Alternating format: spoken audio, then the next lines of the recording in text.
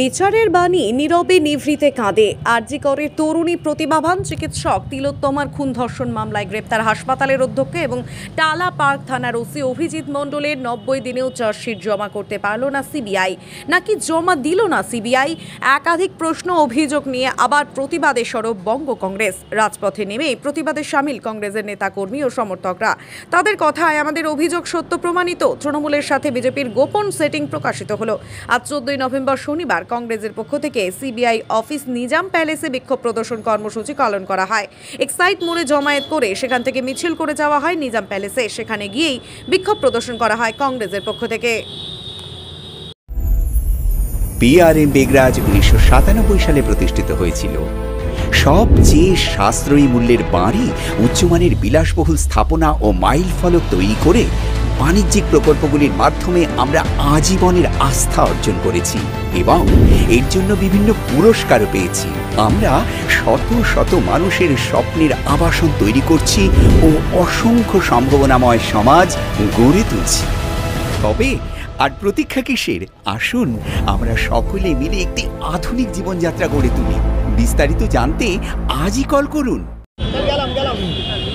শুভদা, গতকাল আমরা দেখেছি দুজনের বেল পেয়ে গেছে এবং সিবিআই অপদার্থতার জন্য দুজনের বেল। কি বলবেন? অশুভ সন্ধি কোথায়?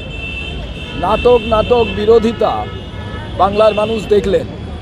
তাই আমি প্রথমেই বলবো, তৃণমূলের যারা সচেতনশীল মানুষ তারা কংগ্রেসের পতাকার নিচে আসুন, আর বিজেপির সমর্থক নেতা পশ্চিমবাংলায় যারা আছে তাদের বলবো কংগ্রেসের পতাকার তলে আসুন। আপনারা তো লড়াই করছিলেন, আপনাদের সেন্ট্রাল লিডারশিপ তো শুনলেন না। অতএব পরিণামে আমরা সবাই চেয়েছিলাম জাস্টিস ফর আরজি কর। জাস্টিস ফর আরজি কর পাবে কি পাবে না ও তো বাংলার মানুষ আগামী দিনে ঠিক করবে। কিন্তু আমি মনে করি এই যে যোগ সাজস, এই যে অশুভ সন্ধি রাজ্য সরকার এবং কেন্দ্রীয় সরকার, এটা নিশ্চিতভাবে তৃণমূলের নেতৃত্ব তো জানেনই, বিজেপির উপরের নেতৃত্ব জানেন, রাজ্যেরও কেউ কেউ জানতে পারেন। যদি জানেন তাহলে তারাই বেশি নাটক করেছেন, আর যদি না জেনে থাকেন, এই ঘটনা দেখার পর আমার আবেদন, প্রত্যেকটি সচেতনশীল বিজেপি কর্মী এবং নেতা যারা লড়াই করছিলেন তারা সবাই কংগ্রেসে চলে আসুন। আজকে আমরা সিবিআই দপ্তরের সামনে আমাদের বিক্ষোভ কর্মসূচি নিয়েছি। আমরা এটা মনে করাতে চাই, এটা পশ্চিম বাংলা, এটা উত্তরপ্রদেশ নয়, এটা মধ্যপ্রদেশ নয়, যে দিনের বেলা মধ্যপ্রদেশ বিজেপি শাসিত রাজ্য, সেখানে দেখা যাচ্ছে মুখ্যমন্ত্রীর বিধানসভা কেন্দ্রের মধ্যে রেপ করছে, আর সেখানকার মানুষ ভিডিও তুলে নিয়ে যাচ্ছে। মধ্যপ্রদেশের মানুষ প্রতিবাদ করছেন না। উত্তরপ্রদেশে হাথরস উন্নাও ঘটেছে, কংগ্রেস প্রতিবাদ করেছে, বিজেপি সেখানে নিশ্চুপ। এখানে এটা পশ্চিমবঙ্গের মাটি, এখানে মেয়েরা রাত দখল করার ডাক দেয়। এখানে পশ্চিমবঙ্গবাসী বুঝিয়ে দিয়েছে সারা বিশ্বের মানুষ কেমনভাবে প্রতিবাদ করে। তো আরজি করের ঘটনা অত সহজে থামবে না। আরজি করের ঘটনায় কোন রাজনৈতিক দল কি করলো এটা বড় প্রশ্ন নয়।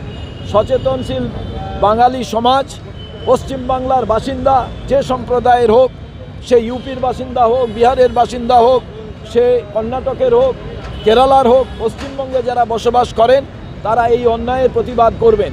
এবং আমি মনে করি যে একটা বড় যোগসাজশ বিজেপি এবং তৃণমূলের নেতৃত্বের মধ্যে হয়েছে, সরকারের মধ্যে হয়েছে।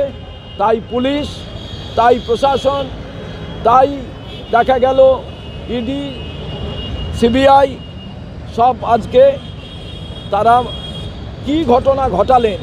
3 মাস হয়ে গেল, চার্জশিট দিতে পারলেন না, বলতে পারলেন না কে দোষী কে দোষী নয়। একটা বিষয় সেটা হচ্ছে আমরা দেখেছিলাম যে আরজি করে যে ঘটনা ঘটেছিল, তারপর তাদেরকে গ্রেফতার করা হয়েছে, তারপর সে চার্জশিট না দেওয়ার জন্য তারা বেল পেয়ে গেল। অন্যদিকে ফারাক্কা এবং জয়নগর দুটো কেসেই রাজ্য পুলিশ ছিল, তারা এমনভাবে কেস সাজিয়েছেন এবং সেখানে তাদের সাজা ঘোষণা হয়েছে।